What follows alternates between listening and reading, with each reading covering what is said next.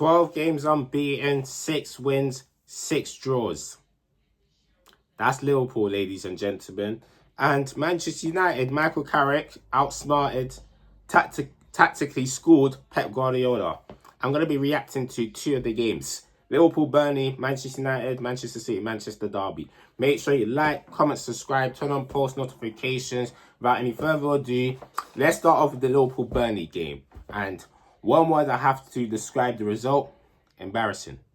100% embarrassing. Now, let's talk about the positives and then I'm going to talk about the negatives because I've got a whole lot of negatives to say, unfortunately. The positives: Florian Wirtz. I never doubted him. When people was turning on him, I was saying, chill. There's something there. It's going to take time. It is what it is. But when it does hit, it's going to hit different. And that's what we're seeing right now. Now he's adding GA to match his good performances. What a goal that was. That is how you break down a low block with individual quality, which Arne Slott's been relying on so far this season. What a hit. What a finish. Ekitike done amazingly well down the flank to even create that sort of chance for him. And obviously Jones finds Florian Wirtz, smashes it into the top corner. I can't even speak because I'm so furious right now about the result. But obviously it's not just the goal about Florian Wirtz. He was our shining light in that game. He was the best player for us yesterday. The best player. In fact, I believe he was the best player on the pitch. Constantly trying to get on the ball, making stuff happen, getting involved in the game, scoring the goal, creating the chance. That was a man of the match performance. Man of the match performance from Florian Wirtz, and the sky's the limit. Baller, always has been a baller and always will be a baller. Serious baller, but he ain't going to reach his full ceiling under Arne Slot. This is why Xabi Alonso needs to come ASAP, because this nightmare of a season is getting from bad to worse. Yes, we created chances. We had over 30 shots. Obviously, Gakpo had the shot cleared off the line. Ekitike couldn't get on the end of Curtis Jones fired in cross. But let's be real, and we had more chances to win the game as well. So the players have to take some responsibility, because some of the finishing that I was seeing, some of the shooting that I was seeing wasn't good enough whatsoever. And Szoboszlai missing the penalty. That's the second time Szoboszlai has missed a penalty in his career. And the way he smashes it into the crossbar, I thought it was a crossbar challenge. In previous games, we wasn't creating as much clear-cut chances as we would have liked as a team, what we used to do under Jurgen Klopp, even last season when we won the league. But yesterday, I can say that we actually created enough chances to win the game, and the finishing was not good enough. So the players have to take some responsibility. But the performance as a whole was not great whatsoever, and it's almost like we're relying on individual quality and to bail us out once again. And another thing about this situation is that top 4, even top 5, in fact, we're fighting for our lives right now. Chelsea changed their manager. Manchester United changed, obviously, interim manager to the end of the season. If we don't get our act together ASAP, we could actually miss out on top 5 Champions League foot, which will be disastrous given how much we spent and the targets we set at the start of the season. For me, what is the difference between changing the manager now and changing the manager at the end of the season? Because I believe a new manager bounce, whatever, will give us top 4, in my opinion, or top 5. And another thing, it will allow whoever the new manager is, Xabi Alonso or whoever, time to assess the squad, figure out what he needs to do in the transfer window, and also how to implement his style of play so the players can buy into his style of play. I think from now till the end of the season and beyond is the perfect time to change managers. I'm not going to lie to you, because you heard the crowd at full time, boos, attack, attack, attack. When you have the crowd screaming attack, attack, attack and booing at full time, something that rarely happens at Liverpool, you know something is wrong. You know something is wrong. And we've seen it too many times so far this season. Performance hasn't been up to scratch, and we've been relying on individual brilliance to bail us out, and it hasn't happened. 12 games unbeaten. People are going to say this, but the run has been so fugazi. It's been half of them has been draws, and most of them has been not good performances. Even the games that we won, West Ham, we done what we needed to do. Wolves, Tottenham, we scraped it. In my opinion, we scraped it. We were fighting for our lives against Tottenham, down to 9 men. Also, let's touch on the draws now. Drawing against Leeds, home and away, not good enough. Drawing at home against Sunderland, not good enough. This season, we have failed to beat any of the newly promoted side at Anfield. We have won 5 of our last 15 games, if I'm not mistaken. 5 of our last 17 games. Yeah, 5 of our last 17 games we've only won. That is not acceptable whatsoever. Drawing against Burnley, fighting relegation. Drawing against Sunderland, even though they're having a good season, we should be clear of Sunderland. Let's be real. Drawing against Leeds, who's fighting relegation. Yes, they're on a good run of form, but realistically, they're fighting relegation. Not good enough whatsoever. And like I said, the players have to take responsibility. But I think it's 40% the manager, 40% the board members, and 20% the players. The board members, they haven't come in themselves in glory whatsoever. Because in this January, with all the injuries that is happening right now, we need reinforcements, attack, and also a defender. We ain't getting either. Risking our season. Season's a write-off by the looks of things. I sound like a broken record over and over and over again explaining.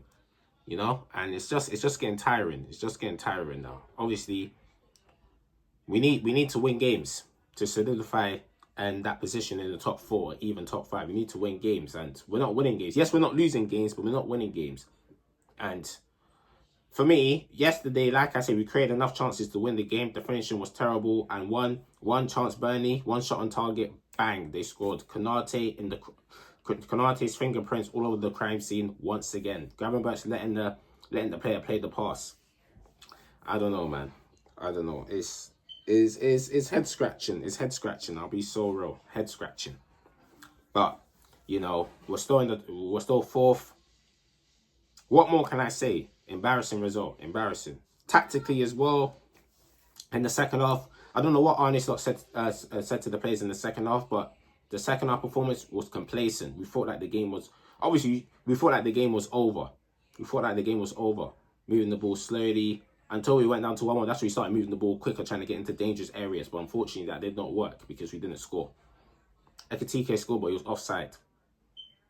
So it's just annoying. It's just head scratching. But yeah, let's change now to the Manchester derby. Manchester United battered Manchester City. It should have been more than 2-0. They scored 2 offside goals. They were creating chances. There was a little clip going around of them and playing rondos around Manchester City's team. Around Manchester City players, they was doing 1-2s, one-touch passes and that. They was taking liberties. Michael Carrick absolutely schooled Pep Guardiola. Pep Guardiola had no clue how to get Manchester City into the game. No clue. Haaland missing. Nicky Button Paul scores. You got some serious apologies to do to the Sandro Martinez because he put on a clinic. Man of the match performance. They were saying that Haaland's going to pick Lissandro up and throw him into the net. I'm not being funny, but number one, in the last 7 meetings between Lissandro Martinez and Haaland, Erling Haaland has failed to score in 6 of those 7 games. And second of all, I saw Lissandro Martinez physically outmuscle Erling Haaland for a 50-50, which resulted in Manchester United creating a chance which Bremo took the half volley, which was saved by Donnarumma. So, like I said, Haaland missing. Shirky, when he came on, missing. He wanted revenge after Leon got bounced out of the Europa League against Manchester United in last season's Europa League quarterfinals. He never got revenge because at Old Trafford, he went missing. Semenyo went missing. Phil Foden went missing. Manchester United defensively worked as a team and nullified Manchester City's threats in attack. Doku, poor. In the midfield as well, I think Rodri was okay in the game. I think Rodri done his best. But at the same time, though, Casemiro and Mainu especially, Carrick freed Kobe Mainu. Kobe Mainu came, started the game in the double pivot, and he done his thing still. He done his thing. They absolutely dominated that midfield battle. And Manchester United's attack was efficient and clinical. And Bremer with a goal, Bruno Fernandes with another assist. He put on a very good performance, Bruno Fernandes. And Dogu scored another goal at Old Trafford to seal the win. That was a tactical masterclass from Michael Carrick. Tactical masterclass. And yeah, man, obviously new manager bouts maybe, but that's still a great win. Fantastic win. Manchester City's title hopes was killed off like a while ago. From the moment they drew 0-0 against Sunderland, that title hopes was killed off. Obviously, Arsenal failed to capitalise on it. Full advantage because they drew 0-0 to Nottingham Forest. But they're 7 points ahead and Manchester City are now 4 games without a win. I think the title hopes it's already been over for. This is nothing new, but 4 games without a win. Obviously, they're looking to sign. They're signing Mark Gahey. They already got Semenyo in, but it looks like money might not be enough for them to win the league this time. So Manchester City, L. Manchester United, major dub. The next game is against Arsenal. I don't think they're going to lose that game. I think they're going to draw that game at the Emirates. But like I said, great win. Mainu back with a bang. Casemiro, man of the match performance. Leave the football before the football leaves you. He came back and he looked a lot better from that time against Crystal Palace back in 2024. And this is why I say sometimes pundits chat absolute rubbish sometimes. They chat nonsense.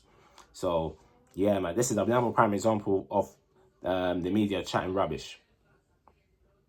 You know, but they're not going to apologise. You get? I'm all for players shutting up ex-players that chats nonsense. So good on you, Lissandro Martinez, for that performance. That was a clinic. Harry Maguire done his stuff. Everyone that steps out onto the pitch in yesterday's game deserve a massive round of applause, please. That was a real team performance. Cunha came on, got an assist. That was a real team performance. And who knows where Manchester United's going to go from here. Because they're looking to qualify for the Champions League, and they're now 1 point behind us. They're 1 point behind us.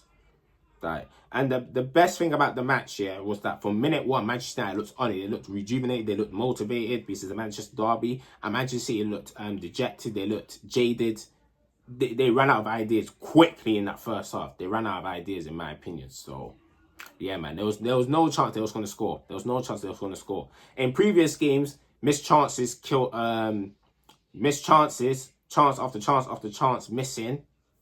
You know, that was their kryptonite in their games, in them previous games. But yesterday's game, it wasn't that. They just got touched up differently. So, yeah, man. Let me know your thoughts down in the comments below about the Manchester derby. How did Manchester United win that game? What did they do right? Their stand-up performance. Why was Manchester City looking jaded? Why was Manchester City poor? Why did the attacking players not step up?